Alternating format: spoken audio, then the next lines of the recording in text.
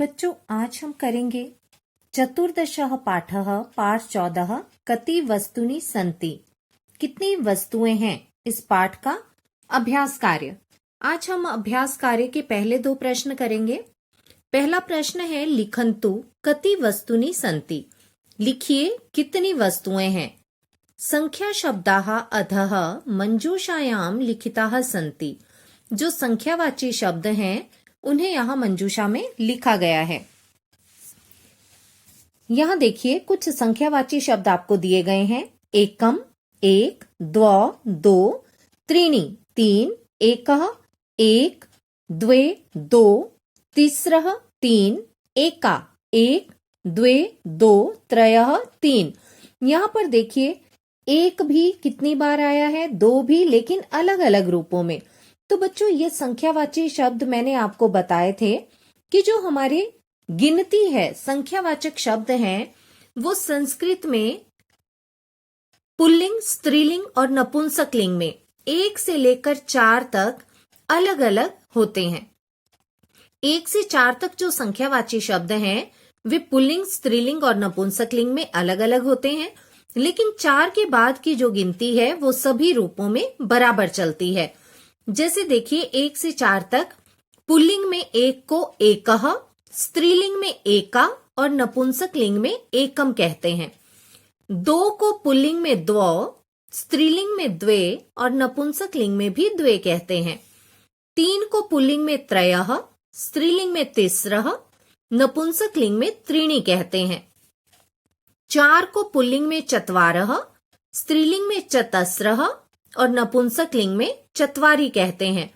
तो बच्चों 1 से 4 तक की जो गिनती है वो संस्कृत में पुल्लिंग, स्त्रीलिंग और नपुंसकलिंग के रूपों में अलग अलग लिखी जाती है, लेकिन फिर 4 से आगे की जो गिनती है वो तीनों रूपों में बराबर होती है। तो अब हम जो प्रश्न करेंगे उसमें हमें देखना है कि पुल्लिंग, स्त्रीलिंग और नपुंसकलिंग में हमें किस प्रकार से संख्यावाची शब्दों को भरना है। पहला है डैश फलम। तो यहाँ पर एक फल दिया गया है बच्चों, डैश फलम। तो यहाँ पर जो फल है वो क्या है, नपुंसकलिंग है, तो हम क्या भरेंगे, एकम। एक के लिए एकम। डैश पुस्तके, डैश पुस्तके मतलब कितनी पुस्तकें हैं यहाँ, 2। तो पुस्तकें भी जो है वो नपुंसकलिंग है, तो क्या भरेंगे हम, द्वे। फिर है डैश वस्त्राणि। कितने वस्त्र हैं, 1 2 3। तो 3 वस्त्र हैं, तो बच्चों नपुंसकलिंग में 3 को क्या कहते हैं, त्रीणि। तो हम लिखेंगे त्रीणि वस्त्राणि। अगली पंक्ति देखते हैं, डैश सिंह, डैश शेर। सिंह मतलब शेर। यहां देखिए एक शेर है, शेर जो है पुल्लिंग है, तो पुल्लिंग में एक को क्या कहते हैं, एकः। फिर है डैश अश्वौ। कितने घोड़े हैं, अश्वौ मतलब घोड़े, 2 घोड़े हैं। अश्वौ जो है बेटा वो द्विवचन ही होता है, तो 2 घोड़े हैं। अब घोड़े जो हैं पुल्लिंग है, तो पुल्लिंग में 2 को क्या कहते हैं, द्वौ, द्वौ अश्वौ। अब है डैश स्यूताः। स्यूताः मतलब थैले। कितने थैले हैं, 3। तो थैले जो हैं पुल्लिंग में आते हैं, तो हम इसके लिए क्या लिखेंगे, त्रयः, क्योंकि पुल्लिंग में 3 को त्रयः कहते हैं। अब है अगली पंक्ति, डैश माला।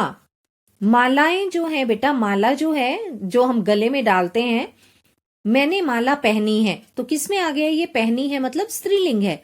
डैश माला, एक माला है, तो एक को स्त्रीलिंग में क्या कहते हैं, एका। तो हमने यहां पे लिखा एका, एका माला। फिर है डैश माले। माले जो है वो द्विवचन है, मतलब 2 मालाएं हैं, तो यहां पर स्त्रीलिंग में 2 को क्या कहते हैं, द्वे। तो हमने लिखा द्वे, द्वे माले। फिर है डैश मालाः। 2 से अधिक मालाएं हैं, तो मालाएं मैंने आपको बताया स्त्रीलिंग में आएंगे, तो स्त्रीलिंग में यहां देखिए गिनिए, 1 2 3, 3 मालाएं हैं ना, तो 3 को हम स्त्रीलिंग में क्या कहते हैं, तिस्रः। तो यहां हमने लिखा तिस्रः मालाः। तो बच्चों इस तरह आपको ये जो संख्यावाची शब्द हैं, संख्यावाचक शब्द हैं, उन्हें किसके अनुसार भरना है? आपने 1 से 4 तक इन्हें पुल्लिंग, स्त्रीलिंग और नपुंसक लिंग के अनुसार भरना है और 4 के बाद की जो गिनती है वो सब में बराबर चलती है। ये बात आपने ध्यान में रखनी है। तो आइए आगे। अब प्रश्न 2 है। प्रश्न 2 में भी आपको गिनती ही भरनी है। लिखा है मंजूषातः उचितम संख्या शब्दम चित्वा रिक्त स्थानानि पूरयन्तु। यहाँ पर भी आपको मंजूषा में संख्यावाची शब्द दिए गए हैं, आपको उचित स्थानों पर उन्हें भरना है। आइए देखते हैं कौन कौन से संख्यावाची शब्द यहाँ पर हैं। चत्वारः मतलब 4, पंचः 5, अष्ट 8, नव 9, दश 10, सप्त 7, चतस्रः 4। जो चतस्रः है बेटा किसके लिए लगेगा? स्त्रीलिंग के लिए। चत्वारी 4, लेकिन चत्वारी किसके लिए लगेगा? चत्वारी नपुंसक लिंग के लिए। षट 6, चत्वारी का अर्थ भी 4 होता है ना। चतस्त्र का भी 4 होता है, लेकिन चतस्त्र जो है वो स्त्रीलिंग के लिए लगेगा और चत्वारी नपुंसक लिंग के लिए लगेगा। मीनिंग दोनों का सेम है। चतस्त्र का मतलब भी 4 है और चत्वारी का अर्थ भी 4 है। तो आइए अब देखते हैं। डैश पुस्तकानी, कितनी पुस्तकें हैं बेटा? 1 2 3 4। तो पुस्तकें जो है क्या है? नपुंसक लिंग। तो नपुंसक लिंग में 4 को क्या कहते हैं? चत्वारी। इसलिए हमने यहां चत्वारी भरा। अब है डैश चटकाहा। चटकाहा मतलब चिड़िया। कितनी चिड़ियां हैं? 1 2 3 4। लेकिन ये स्त्रीलिंग है ना, तो हम क्या लिखेंगे? चतस्रः। चतस्रः चटकाहा। फिर है डैश वृक्षाः। कितने वृक्ष हैं? 1 2 3 4। वृक्ष है, वृक्ष क्या है? पुल्लिंग। तो पुल्लिंग में 4 को क्या कहते हैं? चत्वारः। इसलिए हमने यहाँ चत्वारः भरा। आगे देखिए डैश घटिकाः। कितनी घड़ियां? घटिकाः का मतलब होता है बेटा घड़ियां। कितनी घड़ियां हैं? 1 2 3 4 5। अब मैंने आपको बताया था कि 4 से आगे वाली गिनती जो है 5 से लेकर आगे तक की वो बराबर चलती है सब में, चाहे वो स्त्रीलिंग है, पुल्लिंग है या नपुंसक लिंग है। तो 5 घड़ियां हैं, हम लिखेंगे पंच। पंच मतलब 5। अब है डैश पुष्पाणी। डैश फूल। तो कितने फूल हैं? 1 2 3 4 5। तो यहां पे भी क्या आएगा? पंच। पंच पुष्पाणी। फिर है डैश मूषकाहा। मूषकाहा होता है बेटा चूहे। कितने चूहे हैं? 1 2 3 4 5। तो चूहे के लिए भी क्या लगेगा? 5 चूहे हैं तो पंच। पंच मूषकाहा। फिर है डैश शुकाहा। अब शुकाहा होता है तोते। गिनिए कितने तोते हैं? 1 2 3 4 5 6। 6 तोते हैं तो 6 के लिए षट। षट शुकाहा। डैश कंदुकानी। कंदुकानी मतलब गेंद। कितनी गेंदें हैं? 1 2 3 4 5 6 7।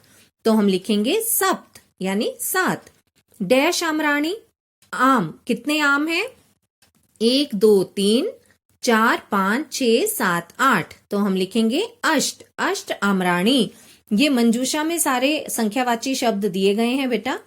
फिर है डैश सेब फलानी। कितने सेब फल हैं? 1 2 3 4 5 6 7 8 9। 9। तो 9 के लिए हम लिखेंगे नव। नव सेब फलानी। फिर है डैश दीपकाहा। डैश दिए। कितने दिए हैं? 1 2 3 4 5 6 7 8 9 10। 10 को क्या कहते हैं? दश। तो हमने यहां लिख दिया दश दीपकाहा। तो बेटा इस तरह से आपको ये संख्यावाची शब्द रिक्त स्थानों में भरने हैं। आपको ये कार्य आज मैं आपको सिर्फ प्रश्न 1 और 2 ही करवा रही हूं। जो प्रश्न नंबर 3 और 4 है वो आपको अगली वीडियो में करवाया जाएगा। लेकिन बेटा जो भी आपको काम करवाया गया है वो आपने अपनी पुस्तक में तो करना ही है, साथ में अपनी उत्तर पुस्तिका में भी इस कार्य को करना है। धन्यवाद।